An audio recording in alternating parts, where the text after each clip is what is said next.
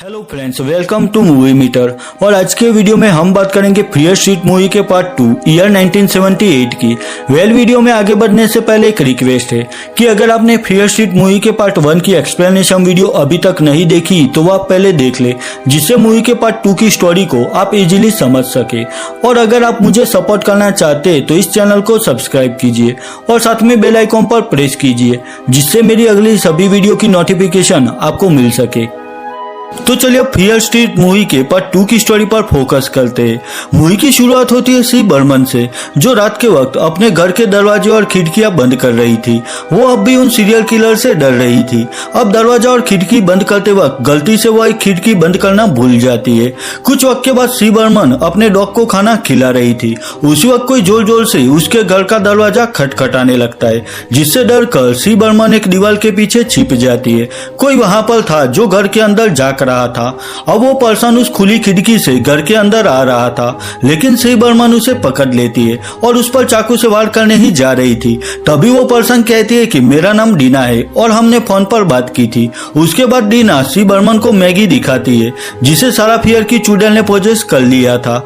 लेकिन मैगी को देखने के बाद सी बर्मन डीना से कहती है कि तुम इसे लेकर यहाँ से चली जाओ, अब मैं कुछ नहीं कर सकती क्योंकि वो चुड़ैल के वश में है।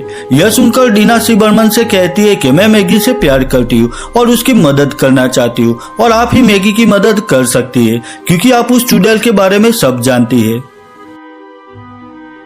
तो सी बर्मन उनकी मदद करने के लिए रेडी हो जाती है और उन्हें अपनी 1978 की कैंप नाइटविंग की कहानी सुनाती है। यह था फियर स्ट्रीट मूवी के पार्ट 2 का इंट्रो सीन, और यह कहानी ईयर 1978 की है। और यहाँ से मूवी फ्लैशबैक में चली जाती है, जहाँ हम जिगी नाम की लड़की को किसी से बच के भागते हुए देख सकते हैं। वो भाग रही थी कि तभी आगे एक लड़का जिगी को पंच मार के नीचे गिरा देता है, और तभी वहां पर शीला नाम की लड़की और उसके कुछ दोस्त आ जाते जो कि जिगी से नफरत करते थे। वो सब जिगी को चुड़ैल सारा फियर कहकर चिढ़ाते थे। वो सब जिगी को उसी पेड़ के पास ले जाते जहां पर सारा फियर को फांसी दी गई थी। वो बदमाश बच्चे जिगी को बांधकर उसी पेड़ पर लटका देते।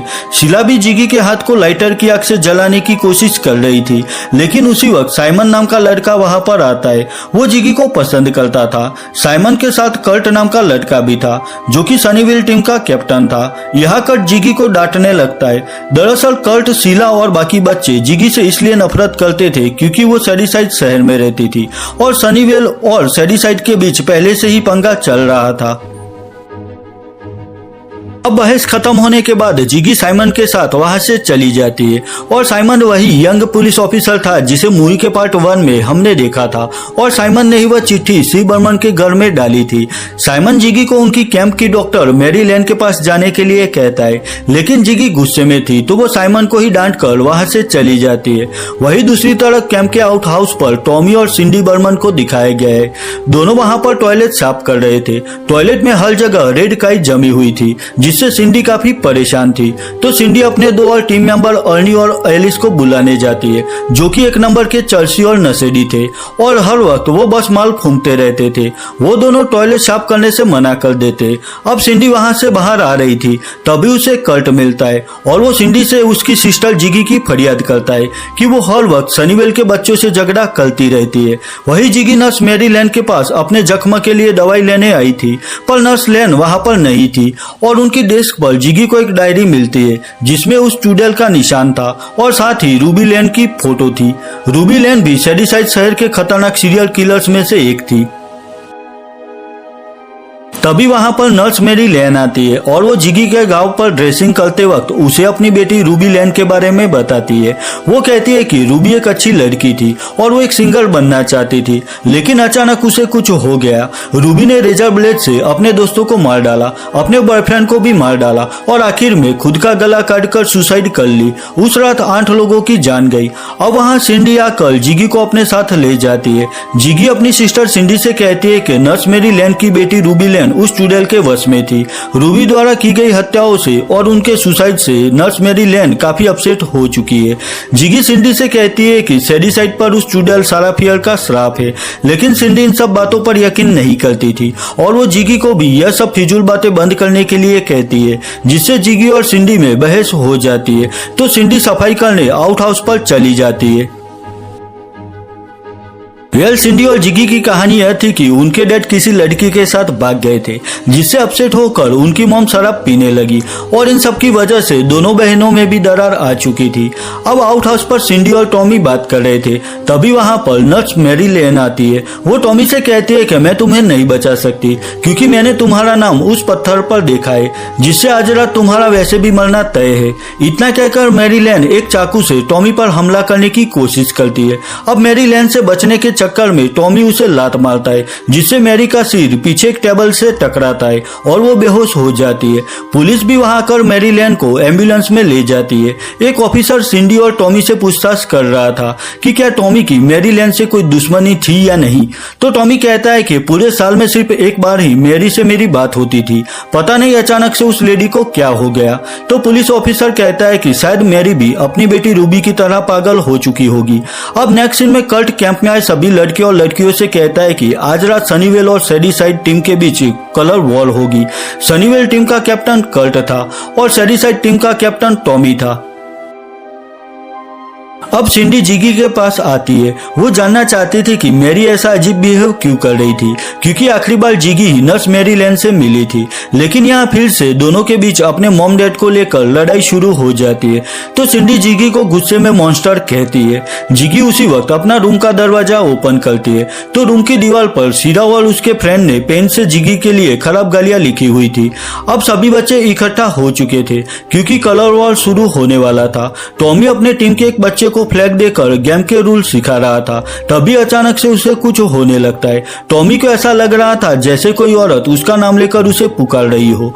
सिंडी वहां आकर टॉमी को बुलाती है तो टॉमी फिर से नॉर्मल हो जाता है। अब वो दोनों मैरी लैंड के रूम में आती है। सिंडी को ऐसा लग रहा था कि जरूर मैरी कोई ड्रग्स ले रही थी जिसकी वजह से उसने ऐसा बिहेव किया।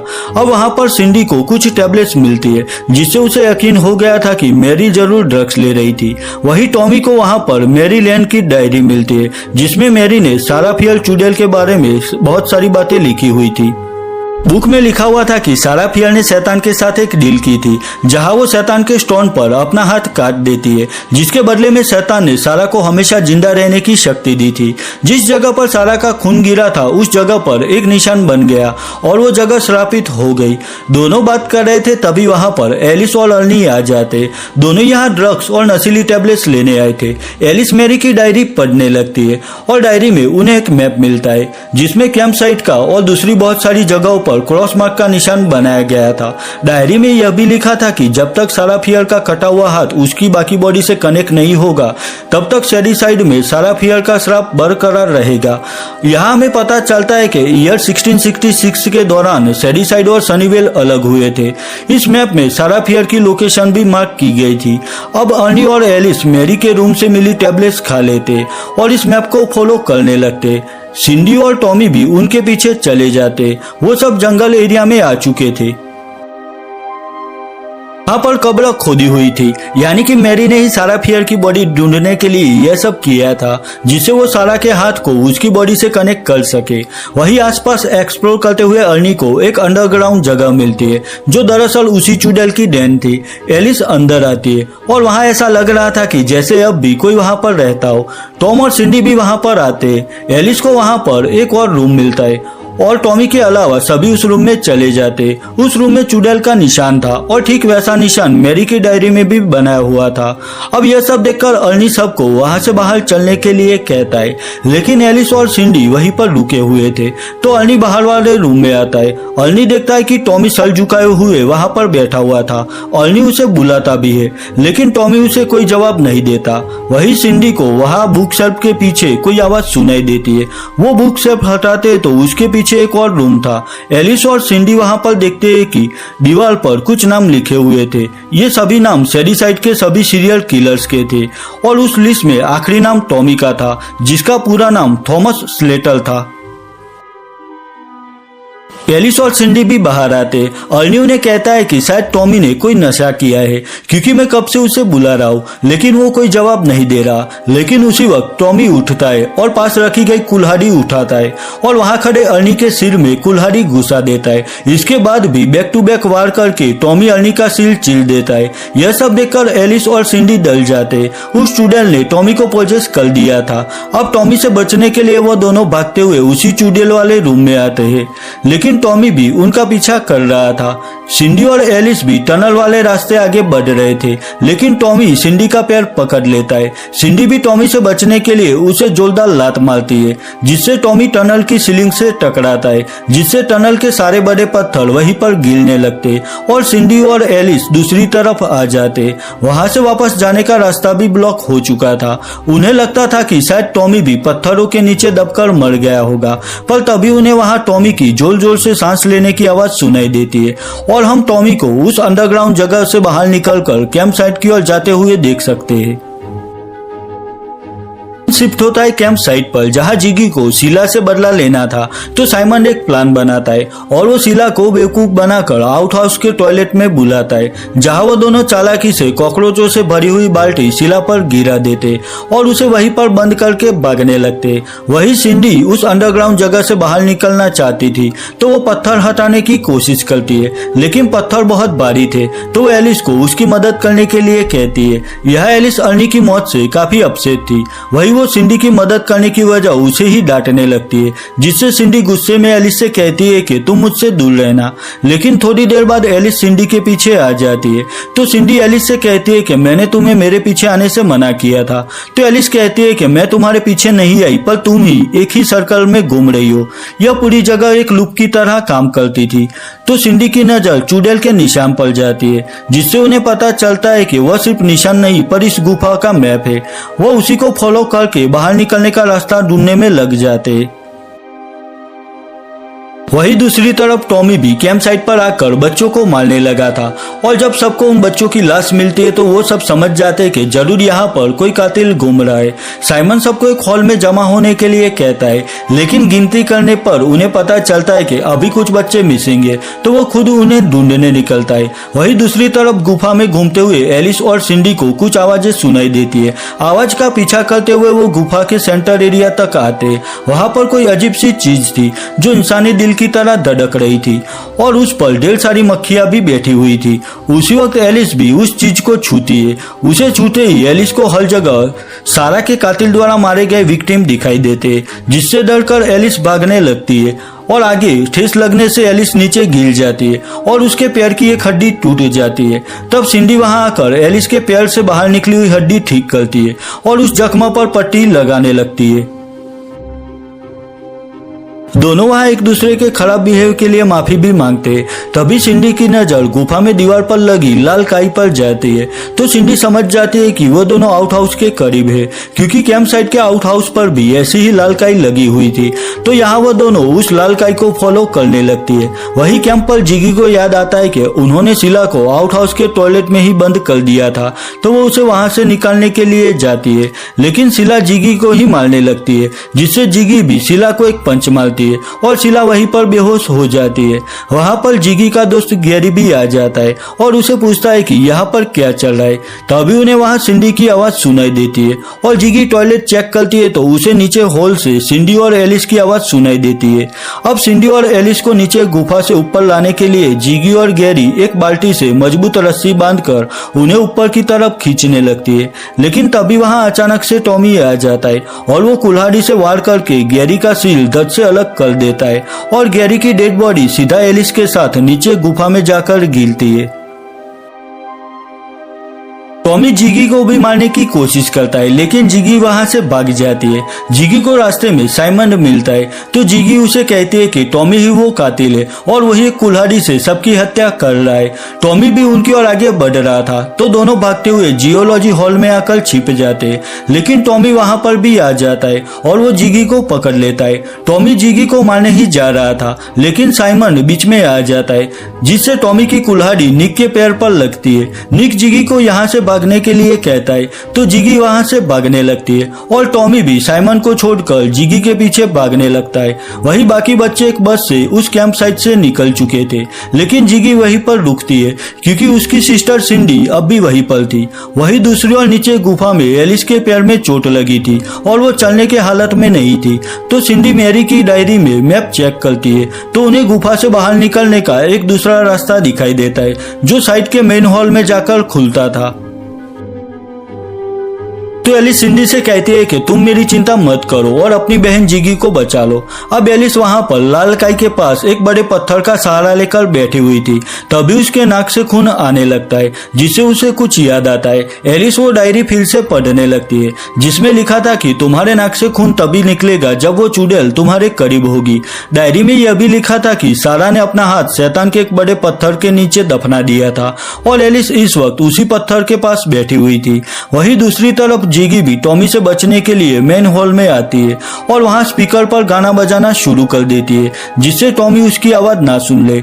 जिगी एक चाकू लेकर स्टोर रूम में छिप जाती है जहां टॉमी भी आ जाता है। वही दूसरी तरफ सिंडी भी गुफा से मेन हॉल तक पहुंच चुकी थी, लेकिन बीच में एक जाली थी जिससे वो वहीं पर फंस गई थी। वही स्टोर रूम में जिगी टॉमी को मारने के लिए धीरे धीरे उसकी ओर आगे बढ़ रही थी कि तभी म्यूजिक बंद हो जाता है और टॉमी जिगी के पैरों की आवाज सुन लेता है। टॉमी जैसे ही पीछे मुड़ता है उसी वक्त जिगी चाकू टॉमी की छाती में घुसा देती है, लेकिन टॉमी को उससे कुछ नहीं हुआ था और वो जिगी का गला दबाकर उसे मारने की कोशिश कर रहा था।